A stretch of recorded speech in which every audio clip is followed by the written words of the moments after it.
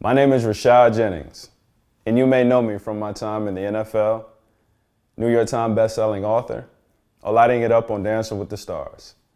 And if there's one thing you come to know about me, is when I set my mind to doing something, I do it.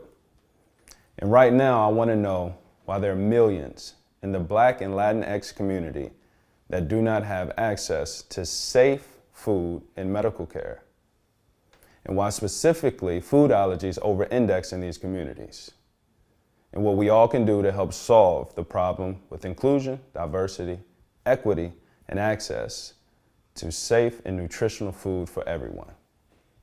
My name is Rashad Jennings, and this is the Big Idea.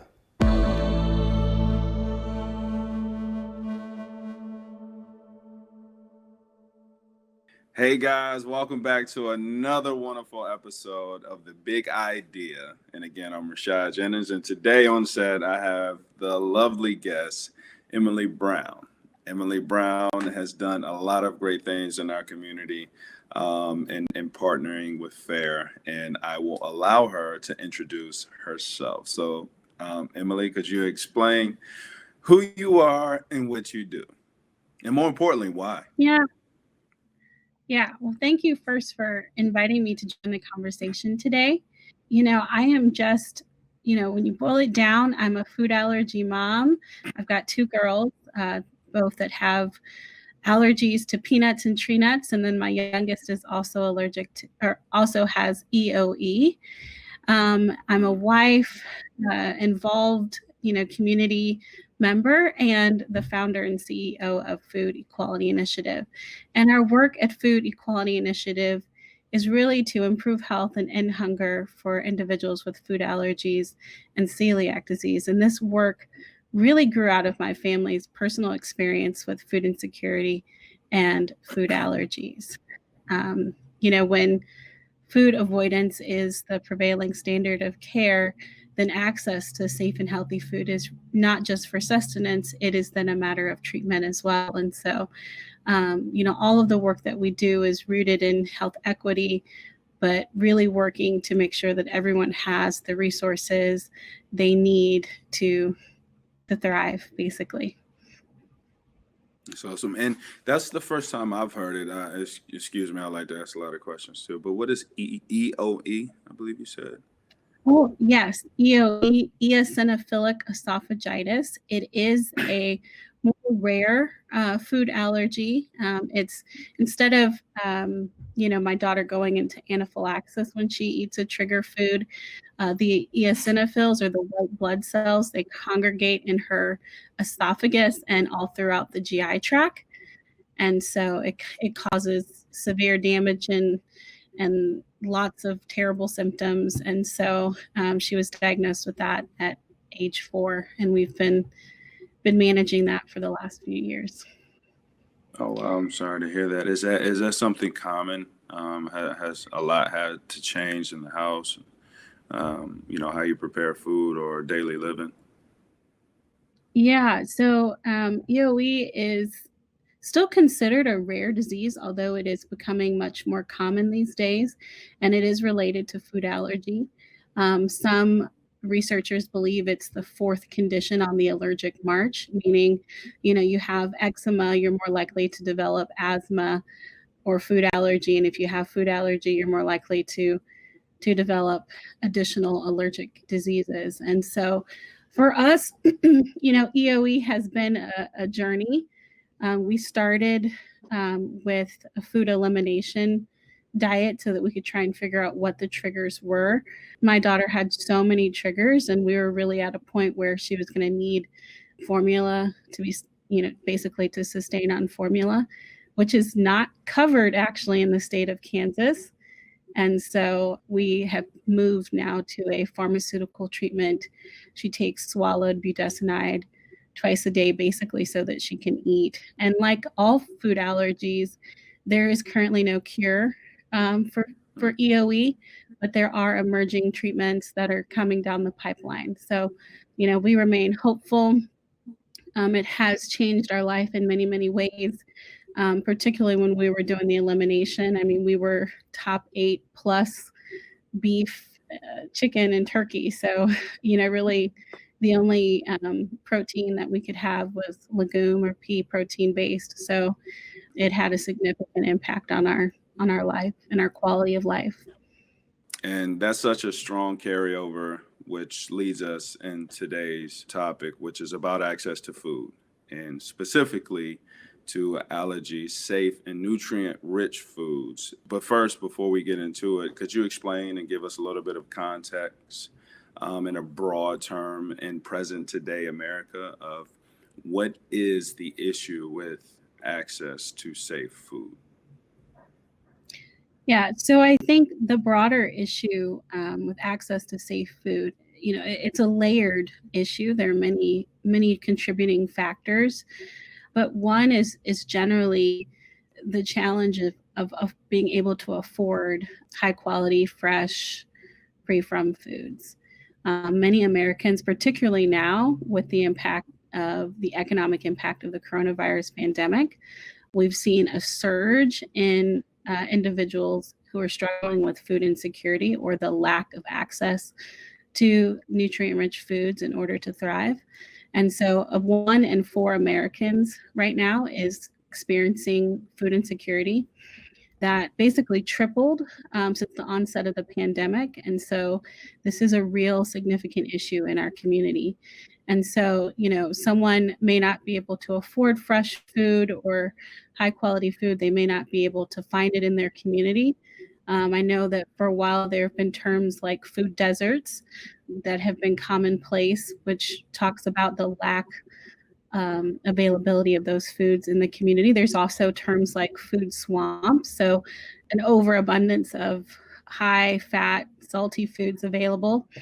And so it's a very complex issue. And then you layer on the challenge of needing to have a very specific diet, a special diet because of a diagnosis like food allergy, then it makes it even more challenging. And so for families that have food allergy and are also experiencing food insecurity, they're in a really unique position in that many of the programs that are built to address the needs of families dealing with food insecurity really just aren't designed for special dietary needs. And so the largest amount of support for families with food insecurity comes from the federal government in federal nutrition programs.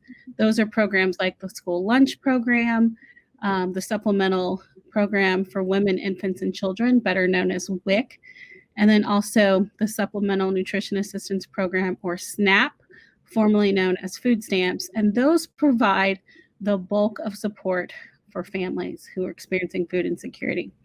In addition, there's the charitable food system or the emergency food system, which is a network of food banks and food pantries that fill in the gap for families who either are experiencing food insecurity and don't qualify for any federal nutrition program, or actually tied over families who are on federal nutrition programs but still come up short at the end of the month. And so all of these systems work together to provide support for families.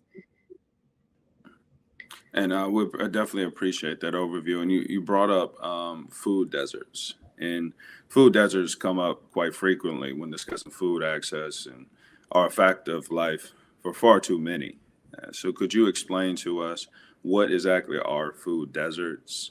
Where do they exist most notably? And if you could, why do they exist? So food deserts are communities that basically don't have affordable, fresh, high quality food available, meaning there may not be a mainline grocery store in that community. And it's very difficult for families to get the food that they need. And that, we say food deserts as if they like just happen, but actually food deserts really are man-made. This was by design. It's very systemic and intentional.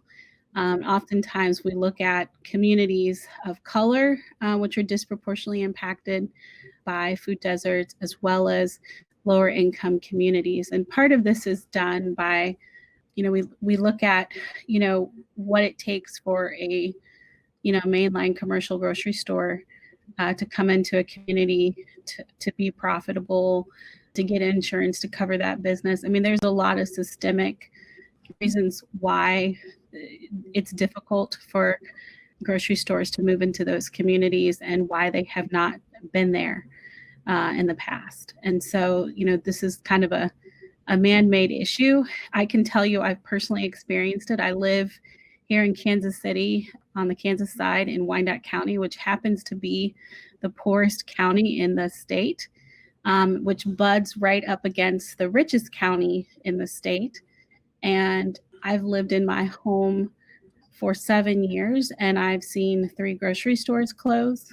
And just the first 2 years that I've lived here, we watched 3 grocery stores close in our community. And, but then when I drive out to the suburbs in the affluent county, they've got mainline grocery stores on competing with each other, across the block. And so part of that is that idea that, grocery stores are going to go where the disposable income and those resources are. So this makes it even more challenging for those individuals who are left in those communities without those resources, because it has a direct correlation on their health. I mentioned that I lived in the poorest community, and our county actually has the lowest health outcomes in the state. And that, when you think about that, it's because we don't have the resources that are needed to maintain health. Access is huge. I think as somebody, I consider myself a very privileged individual, and I do have access to safe food, healthcare, and it's hard to stop and think of life without it. And it takes privileged people to make a difference for unprivileged. And that doesn't stop with people. It takes privilege everything to help those that are unprivileged. And to understand first and foremost, I think is necessary before you even make a first step. If you have no idea what you're getting yourself into or the whys behind it, it seems no reason. And so, bringing attention to the realities out there are huge. And with that being said, how do food allergies compound the problems that you've already brought forward to us with low access to safe foods and the deserts and where they exist? Yeah, so access to safe food is compounded, one, because allergy-friendly food is expensive. When you have to buy a dairy substitute or gluten-free flour, the increase on and the impact on the grocery budget is significant. Oftentimes individuals pay 2 to 4 times more what they would pay for a product that contains a common allergen. So to give you an example, milk here in Kansas City is roughly $4 a gallon, just regular dairy milk. And if you have to buy a substitute, you're going to pay anywhere from $7 to $15 per gallon based on the non-dairy substitute that you choose. And so, for example, my daughter drank hemp milk initially when we were diagnosed because she was allergic to soy, and she was also allergic to almonds. And so That was the safe milk we drank. And it was sold, we paid over $15 a gallon for it. I mean, it's sold by the quart. We were paying over $5 per quart, but when you add up the cost per gallon, that's what you're paying. And when you think about that, I mean, that's significant for a middle income family to absorb that type of increase in a grocery budget. But for a low income family, it is just nearly impossible. And so, the cost is the greatest challenge. And so then you have to look at the social safety net system that is put in place to help low-income families access the food that they need. And those are programs like SNAP, which is formerly known as food stamps, which I think by far does the best job at providing support to families. Because with SNAP, families can purchase, the foods that they need as long as they're not pre-prepared foods. And so that is the best program that we have to support families that have food allergies. But the challenge is you don't get any extra SNAP dollars because your food cost, 2 to 4 times that as others. There's no extra benefit for having the food allergy. So then the SNAP budget just does not go as far as it would for someone who did not have to manage food allergy. And then you look at the WIC program, which primarily serves pregnant women, postpartum women, and infants and children up to age 5, which is an excellent program. It is a public health nutrition program, meaning that it is really designed to improve health and support women and pregnant women, postpartum women, and children who are at risk for malnutrition, which to me, young children with food allergy are at significant risk as they're pulling out common allergens from their diet and needing to substitute those foods, not only to make substitution, but to make sure that there's adequate nutrition, particularly in those key years of development. It's really important. But the challenge with the WIC program is it is so specific in, you only have access to specific brands of food, specific quantities of brands of food. So, like when I was on the program, there was no safe milk that was covered. So they did provide soy milk, but my daughter was allergic to soy. So then that burden of providing the non-dairy substitute was back on my family. My daughter was allergic to wheat. The standard for whole grain is not 100% whole grain, it's 100% whole wheat. So therefore, there was not a bread that was safe for her to eat. They did provide corn tortillas, but as you know, corn tortillas can be cross-contaminated with wheat if they're made in the same facilities. And it was very difficult to find corn tortillas that were safe because they were restricted to specific brands and specific quantities. So I'm just laying out the layer of challenges facing a family who has to avoid a common allergen while accessing a program. And then you go to the emergency food system, food pantries and food banks, who are generally operated by people of faith, very well-meaning people. But there's just there's this dynamic within the emergency food system where it's kind of like everyone's doing the very best they can to provide what they can, and beggars can't be choosy. And, I know for myself, the very first time I went to a food pantry, stood in line for over 2 hours.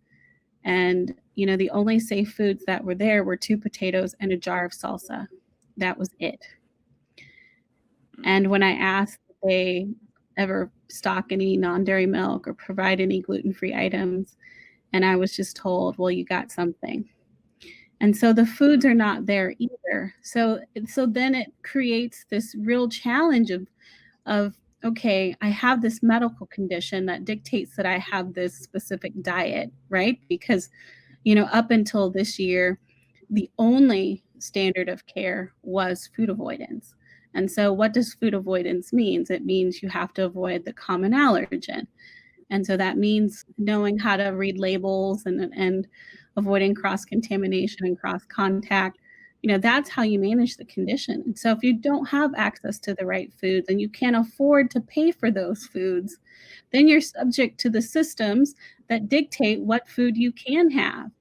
And, these programs, while they're very well-meaning, they just don't meet the needs of individuals and families who have to have these specific allergy-friendly foods. And part of that, with the federal nutrition program, part of that is the way that the programs are designed. They're really designed as government surplus programs, the government buying up surplus from farmers and redistributing it to low-income families. And so sometimes that yields some really great things, and sometimes it makes it difficult. Pantries also utilize a federal program called the Food Assistance Program, or TFAP, which is basically that the government buys up commodities and then distributes distributes that through pantries and food banks. And there currently is no minimum standard to ensure that so many items will be top 8 free. And so sometimes you can find things that work and sometimes you can't. There's no consistency, but the work that, FEI does is, this really is an unmet need. And that's the way we frame it. It's an unmet medical need, because we can't rely on the inconsistency of a nutrition assistance program to provide what really is needed to manage the condition. And so it's a very complex issue when you overlay food insecurity with food allergy. And the research shows that low-income families in the lowest bracket, so those making $50,000 or less per year, are actually paying 2.5 times more in emergency care. So, they're showing up at the emergency room, partially because they don't have access to safe foods. They also don't have access to epinephrine and specialty care. So this is driving poor health outcomes for the most vulnerable in our community. And so it's absolutely critical that we address this issue of access. And particularly now more than ever, while we're still living through the impact of the coronavirus, as we want to mitigate the risk of individuals showing up at the ER because they ate something that was not safe because they were hungry. So it's serious. Absolutely. I mean, I was going to get into asking you what are the consequences of not having access to nutrient dense and safe foods, but I think you thoroughly explained the paper trail of what happens if not having access. And the access that you do have is limited, and it is not designed for your dietary needs. And it's a mess that requires good people to step in and really iron out the details. And as you had mentioned, we're finding out that in Black and brown communities also have a higher rate of food allergies. And so what are the struggles that these communities specifically need to overcome in regarding access to safe foods, and how do we do it? Right. So with a higher incidence of food allergy in Black and brown communities, it's kind of like a double whammy, because Black and brown communities are also disproportionately impacted by poverty, disproportionately impacted by, many of the systems that I just described, both the emergency food system and then, the federal nutrition programs. And so I think what we need to do is, as a community, one, we first have to acknowledge that these disparities exist and that they fall along racial and economic lines. And then once we acknowledge that, we have to come together and work together to address this issue collectively. It always boggled my mind that when a provider is giving a diagnosis of food allergy, that, while they're giving that epinephrine prescription and training on the epinephrine, that they should also be asking questions about access to food. Because if that is the main form of treatment, then we gotta ask those questions. Do you have access to food? And if you don't have access to food, then we need to work to connect families and patients to the resources that can, help them acquire the safe foods that they need. And it's so much truth to what you're saying. And I'm one that has had to be less prideful. The older I get, I realize that I was very prideful as a kid, and I'll fight myself now to not be that way. And when I struggle, it's okay to ask for help, and it's okay to struggle. That's actually room for me to recognize where I can grow, and ask people, where do I go? What do I Google? How do I inform myself? How do I read up about these allergies? Teach me why it's important. I've actually got to the point where I've had to say this to people and let them know I don't care about X, Y, and Z, whatever it is. Let's say it's food allergies. Let's say I didn't care about food allergies. I've got to the point in my life where I will go up to somebody and say, hey, look, I could care less about food allergies, right? So please help me understand why I'm supposed to care, right? Like, of being so prideless, of so vulnerable, of letting you know that I know what I'm doing isn't right, and I'm asking for help to get right. Like, we need to be this open in all areas of life if we want to see growth. And so, definitely encourage people that and one, we can all overcome anything. And there's a lot of amazing people in this world, i.e. yourself, Emily, that is doing amazing work in communities that are open, with warm hands, waiting to answer these questions for individuals. So I encourage everybody to continue to seek help, and to continue to find resources, and lean on people that you know. It will make a difference. And Emily, in closing, I would also like to ask, we got a chance to talk to a person that's actually dealing with being in the food desert. What would you say to the individual that's hearing this episode that considerably are the privileged? What would you say to them and how they could get involved and how they can help and make a difference?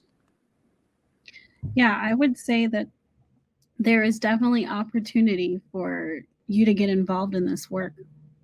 It really will take all of us working together collectively. We need advocates to advocate on both the local, state, and national level. We need researchers, because there's still a lot we don't know and we need to know and document, because we know that when we're talking to policymakers, data is key. We need people to help fund the work. This work, it will take resources. When we talk about providing supplemental nutrition to families in need, most of those resources are not currently there in the emergency food system.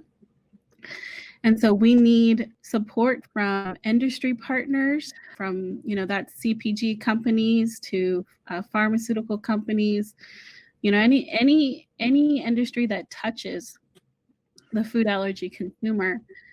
We need their support, because this is an issue that impacts this community, a significant portion of this community. There's a quote that I don't necessarily live by it, but it is written in such a way that if somebody was watching my life, I feel like they would be inspired to write these words. And it's: the master and art of living shows little distinction between his work and his play, his labor and his leisure, his love and his religion. He simply pursues everything he does with excellence, leaving others to decide, is he working or is he playing? But to him, he's always doing both. And those that volunteer and serve a community, I feel like they share that similar heart, where almost the stress levels and the pressure levels is what inspires them to continue. And, I can tell that you really care about your work. You're a passionate individual. You're trying to find ways to not only give back to your community, but even help the child you were. And the aftermath of doing that helps the world. And so, I appreciate everything that you do in your organization and your community, what you represent as a mother, as a Black woman, and many other hats that you have an opportunity to wear. It means a lot, and it exudes off you. So I just wanted to say thank you for that. Oh, thank you. Like I said, it's a privilege every day. Absolutely. And this wraps another episode of the Big Idea. And once again, this is Emily Brown, and I would love for you to close us out with any last words, and also give everybody a website that they could go to continue to support you and everything that you're doing in your connection with FAIR. Yeah, you can follow Food Equality Initiative on all social platforms at Food Equality. Our website is www.foodequalityinitiative.org. And then if you want to catch up with me on social, you can follow me on all social channels at Emily Brown Speaks.